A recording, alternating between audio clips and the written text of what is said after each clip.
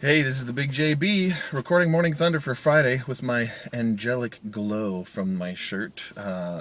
It's gotta be. I've tried everything. I've tried holding white piece of paper up to the screen, which just makes everything insanely bright. Dark stuff. It's yeah. I think it's just this camera. So it might also help to get everything kind of at a constant light level. Anyway. I want to talk about a couple apps today. Nothing deep today. I did. I got a good parking spot today, which is pretty cool, right by the stairs, which is awesome. However, there is the place where those crows that I mentioned long ago like to sit. So I am betting that I will have a big poop on my car today because the crows are out to get me. I know they are. So a couple apps that I used lately. I downloaded the other day an app called Solar Walk. I'm not sure if it's still free. So you might, if you're interested, go get it. It's similar to, I think the app is Star Walk, where you can hold your device up to the sky. You have to have either an internet connection or Wi-Fi. And so if you're going to take it outside, obviously you need to have Wi-Fi or be relatively close to your house. Star Walk, you can look and see the different constellations where you are. Solar Walk is a little bit different in that it has everything in our solar system. You can view the parts of the Earth that are in sunlight versus those that aren't.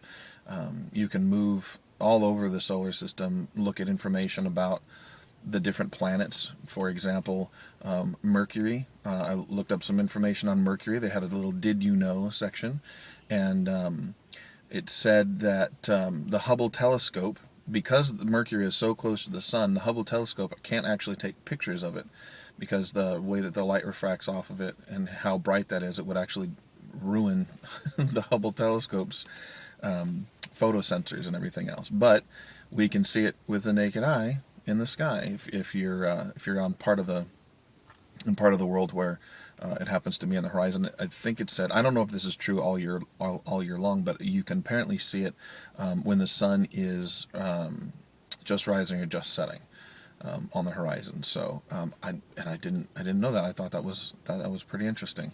So there are all kinds of stuff in there, and I was talking to my wife, and I was like, wow, I could spend forever looking at this. And you can, it's got the finger controls, so you can zoom out and zoom in, and you can zoom, they have some of the major cities, like in the United States, but not all of them. Like they have San Francisco, Chicago, but they don't have Seattle. So I was kind of bummed about that. And then you can zoom out all the way out to see where we are in the Milky Way galaxy. And so it doesn't go any farther beyond that, which is fine because how would they have got the information for that? But it's really cool. I really like it. All done in 3D. You don't have to have an internet connection for it at all. You don't have to have Wi-Fi. It's a pretty big program. I mean, it does take up a chunk of space, but I found it really worthwhile, and I've only spent a little bit of time on it. The other one I wanted to talk about was one called Mino Monsters, Mino space monsters. I have been looking for a Pokemon-esque game for the iPod because I like Pokemon. I'm not gonna lie. I think the creatures are interesting, and I don't play it regularly. My kids adore it, and I wanted to do something with them, so I kind of got into it, and I looked for something like that on the iPod that kind of had an RPG element to it. And had that stuff, and so I found through one of the free apps that I use, and I've mentioned those before. They are again AppOday, AppOday, and the other one is AppGratis. And I look at both of those every day, and I found this one through AppOday, and it sounds so weird to say AppOday. And so I found it through there. It was free the day that I got it. I downloaded it, and I instantly liked it. There are some very cool things with it. The animation in it is amazing. The character design is incredible. It's far better than any other monster collecting or monster taming game that I've seen. It is pretty simplistic. You fight a lot of the same kind of monsters. They have the same sort of elemental combinations. Fire is strong against earth. Earth is strong against lightning. That kind of stuff. So They have that aspect going for them. The animation is outstanding. You can level your creatures. My only complaints about it really are the fact that you fight the same kind of things over and over again. It's hard to get monsters sometimes because they don't show up that often. It's really difficult to earn credits to buy monsters they have a store where you can buy stuff if you're having a hard time taming them. You don't ever have to buy stuff from their store, and you don't ever have to pay any real money in the game. It may not be free anymore, so you might have to pay for the app. And you know what? I haven't seen it. I would say that if it's, I wouldn't pay $4.99 for it if that's what the price is. That's too much for what you get out of the game. But it's, I think it's worth. I like it. I think it's definitely worth 99 cents. I don't think it's worth $1.99. Those are definitely decent prices. So you go from island to island, each island having a theme. So you start off and there's a water island, and then there's a earth island, and fire island was just recently added. And it's, I enjoy it. It's fun. The leveling process is a little tedious. Like I said, you fight the same kind of monsters over and over again. There isn't any multiplayer, as far as I can tell, which is okay. They may end up, developing that later. But, like I said, the animation in it and the monster design is phenomenal. Really, really amazing stuff. So I like it. I gave it 3 stars on the App Store because, first of all, their interaction with their customers is lousy. They will every once in a while respond to me on Twitter, but they don't do regular updates on Twitter.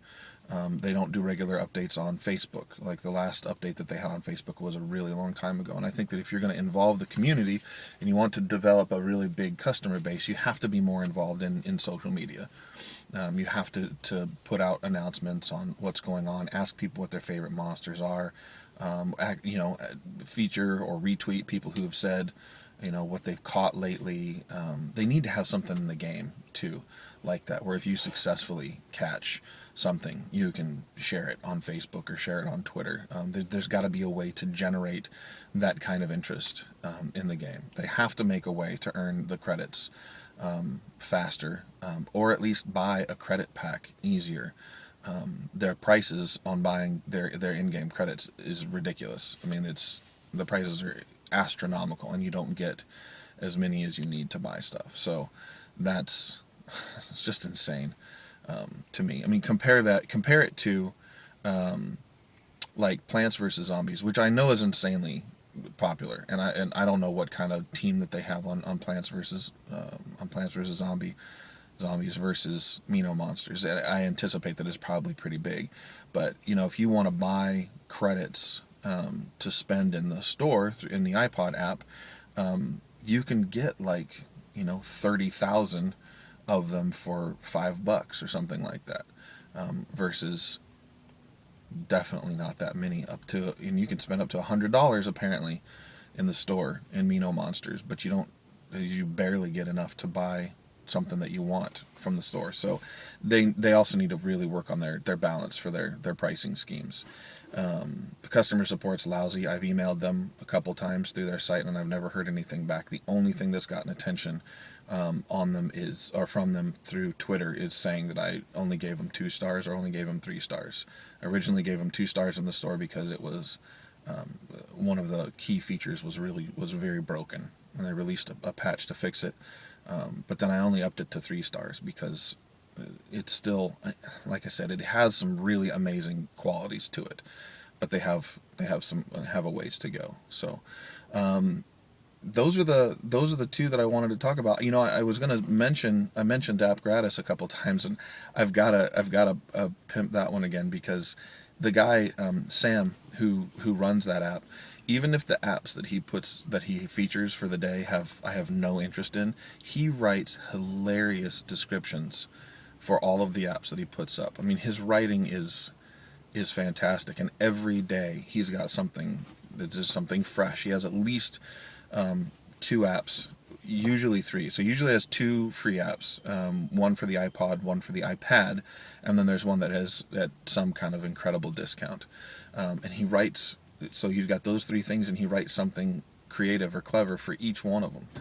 He also sends out an email so you can read it in email too. And sometimes, well, most of the time, I look at it and read it. Even, I don't necessarily care about the app that's featured. I just want to see what he says, and they're really, really funny. So I need to go to the store and rate that one because that's that one's outstanding too. So those are my app reviews. I've gone, longer than intended, but hey, you know what? That happens. This weekend, my oldest is turning 16, and it's a big moment for a father. So I will talk about that on Monday, I'm sure, and how that's gone. Those of you who regularly watch this and who I've known for a long time will be stunned about that, I'm sure. It'll make you feel very old, because a lot of you have known me since before I even had kids. So it's kind of crazy. Yep, that's it. I'm going to look forward to a good weekend. So I hope everybody else has an awesome weekend. This has been TheBigJB. Follow me on Twitter at VoiceOfTheBigJB. I will see everybody on Monday. Thank you for watching. Thank you for subscribing. Thank you for liking this video, and I'll see you later. Bye.